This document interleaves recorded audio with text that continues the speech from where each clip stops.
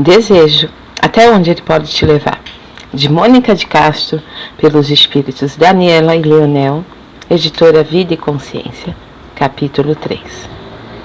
Daniel entrou na sala e me encontrou dormindo no sofá, cansada das extravagâncias da noite anterior.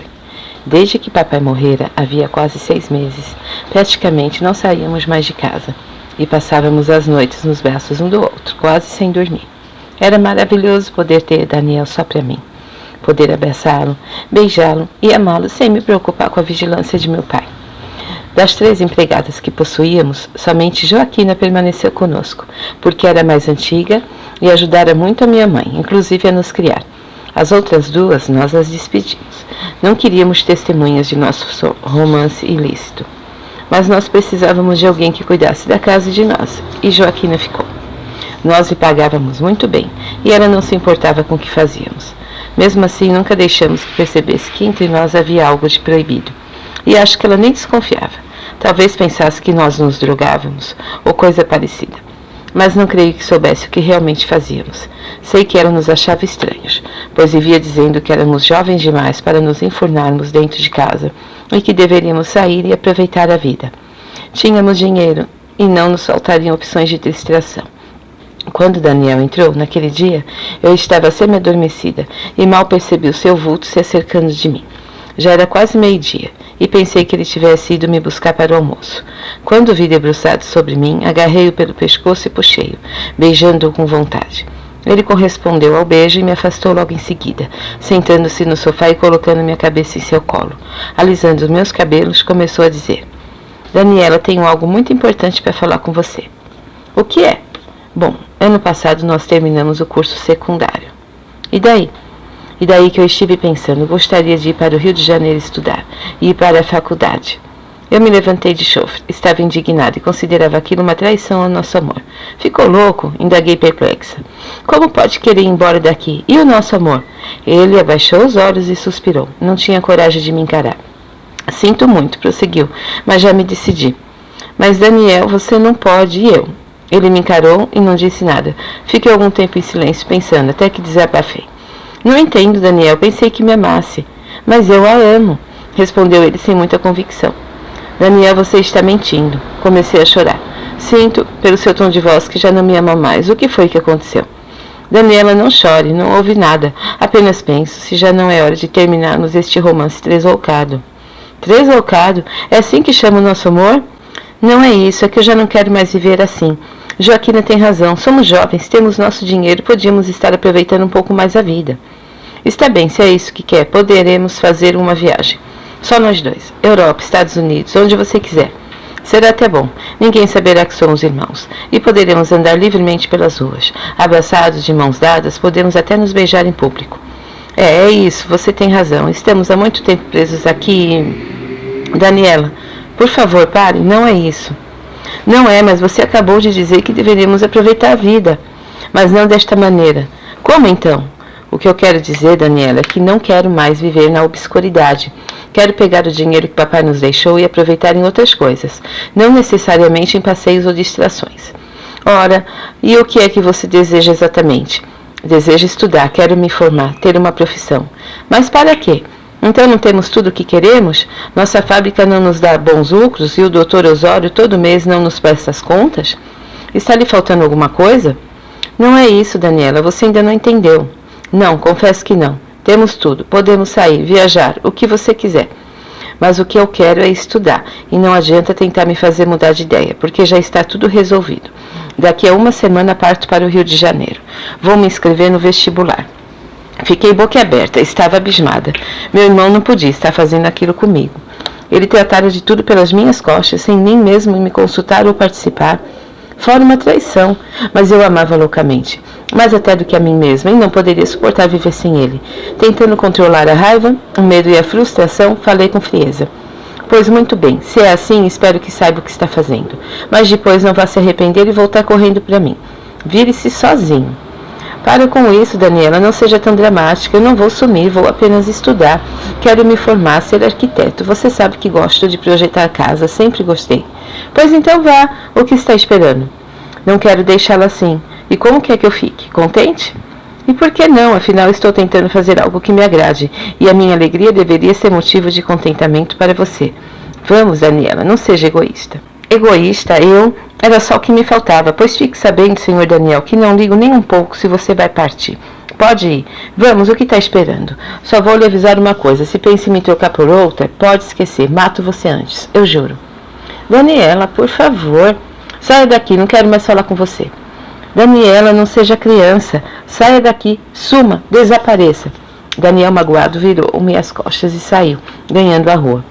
Não retornou para o almoço nem para o jantar, somente voltando altas horas da madrugada. Eu fiquei apavorada. E se ele tivesse partido? Desesperada, corri ao seu quarto, mas me tranquilizei ao ver que suas roupas ainda estavam ali. Desapontada, deitei-me em sua cama para esperá-lo, até que adormeci e não vi quando ele chegou. Somente no dia seguinte, quando o sol bateu em meu rosto, foi que despertei e vi que ele estava ali, dormindo placidamente ao meu lado. Ao vê-lo tão belo e tão sereno, não pude conter a emoção e exclamei: Daniel! Ele abriu os olhos e me fitou ainda com sono, virando-se para o outro lado e voltando a dormir. Eu, porém, ansiosa e agoniada, comecei a sacudi-lo pelos ombros, até que ele despertou. Meu Deus, Daniela, pare com isso, estou com sono. Daniel, meu amor, sabia que não iria me abandonar. Comecei a beijá-lo e acariciá-lo, provocando. Daniel não pôde resistir às ousadias de minhas carícias. Além de tudo, nós nos havíamos especializado na arte de fazer sexo. Como já vivíamos mesmo um amor proibido, nossa relação não encontrava limites ou censuras. Vivenciávamos o sexo em sua plenitude, e tudo entre nós era permitido, sem pudores ou constrangimentos. Assim, após breves instantes de provocação, Daniel cedeu aos meus apelos e me tomou nos seus braços, e nós nos amamos loucamente. Eu estava extasiada. Quanto mais o tinha, mais eu queria. E não o perderia por nada neste mundo. Meu querido, sussurrei, sinto-se e magoei. Ele segurou minha cabeça e, olhando bem fundo nos meus olhos, acrescentou: Você me magoou mesmo, pensei que quisesse me ver feliz. E quero. Então não crie problemas e deixe-me partir para o Rio de Janeiro. Você irá de qualquer jeito, não é? Quer eu deixe, quer não. Irei, já estou decidido. Muito bem, se é isso que você quer, então não irei mais contrariá-lo. Já me decidi, eu irei com você. Naquele momento, Daniel lançou-me um olhar indefinível, mas que no fundo queria me dizer muitas coisas. Só que eu, tonta e apaixonada, não pude ou não quis compreender seu significado. Daniel não disse mais nada, mas eu, em meu íntimo, sabia que ele não queria a minha companhia, embora não quisesse aceitar este fato. Eu devia ter notado que nosso amor, ou melhor, o amor de meu irmão, já se havia consumido, e o que ele buscava era uma vida de liberdade, na qual não se incluía a companhia de uma irmã, ainda mais de uma irmã feito eu. Eu era sinônimo de pecado, e Daniel não queria mais pecar. Ao contrário, ao optar por estudar no Rio de Janeiro, estava claro que Daniel buscava se afastar de mim, enterrando em seu passado aquele amor obscuro que vivíamos, carregados de culpas. Afinal, ele mesmo dissera que já era hora de acabar com aquele romance tresloucado. No entanto, devido à minha louca paixão, eu jamais poderia aceitar que ele se fosse sem mim, e tudo faria para mantê-lo ao meu lado. Quem sabe ele não estivesse apenas cansado daquela vida de clausura, e os novos ares da cidade maravilhosa talvez lhe fizesse bem. E com o tempo tudo voltaria ao normal, e nós continuaríamos a nos amar. Talvez até mudássemos em definitivo para o Rio de Janeiro. Lá ninguém nos conhecia, e poderíamos muito bem passar por namorados, ou quem sabe até por marido e mulher. Uma semana depois, lá íamos nós rumo ao Rio de Janeiro. Logo que chegamos, nos hospedamos em um hotel, e pouco depois já havíamos alugado um apartamento em Copacabana, de frente para o mar. Era uma beleza. As inscrições para o vestibular já haviam começado, e ambos nos inscrevemos para arquitetura. Eu não tinha a menor vontade de estudar, mas não podia passar horas a fio sem a companhia de Daniel. Assim, a única solução que encontrei foi fazer o vestibular junto com ele, rezando para que passássemos para a mesma faculdade. Matriculamos-nos num cursinho e metemos a cara em livros e apostilas. O tempo era curto e estudávamos dia e noite sem parar, até que o dia dos exames chegou. Eu estava tão ligada em Daniel que sabia quais as questões que ele havia aprendido, quais as que ele não sabia e quais aquelas em que ainda tinha dúvidas. Eu era mais inteligente do que ele, tinha a possibilidade de fazer uma prova muito melhor do que ele. No entanto, preferi marcar as mesmas respostas que eu sabia que ele marcaria, o que aumentaria as minhas chances de passar para a mesma faculdade que ele.